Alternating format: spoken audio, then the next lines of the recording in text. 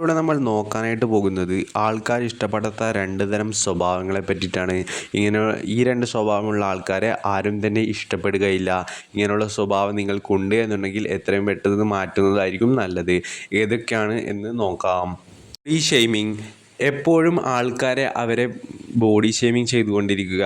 നീ തടിയനാണ്, അതല്ലെങ്കിൽ നിന്നെ കാണാൻ കൊള്ളത്തില്ല, അതുപോലെ തന്നെ കഷണ്ടിയാണ്, അങ്ങനെ പലതും പറഞ്ഞ് ആൾക്കാരെ ബോഡി ഷെയ്മിങ് ചെയ്യുക. പ്രത്യേകിച്ച് ആൾക്കൂട്ടത്തിലൊക്കെ ഒരാളെ ബോഡി ഷെയ്മിങ് ചെയ്യുന്നത് വളരെ മോശമായ ഒരു സ്വഭാവം തന്നെയാണ്. ഇങ്ങനെ സ്വഭാവമുള്ളവരെ ആരും തന്നെ ഇഷ്ടപ്പെടുകയും ചെയ്യില്ല. അതുകൊണ്ട് ആൾക്കൂട്ടം അല്ലെങ്കിൽ പോലും ബോഡി ഷെയ്മിങ് ചെയ്യുന്നത് ഒഴിവാക്കുക. ഇത് ഒരിക്കലും നല്ല കാര്യമല്ല. മറ്റുള്ളവരെ കുറവുകൾ ഉച്ചത്തിൽ വിളിച്ച് പറയുന്നത് നല്ല ഒരു സ്വഭാവമേ അല്ല. അവരുടെ കുറവുകൾ കണ്ട് അവരെ അംഗീകരിക്കുന്നതിലാണ് കാര്യം.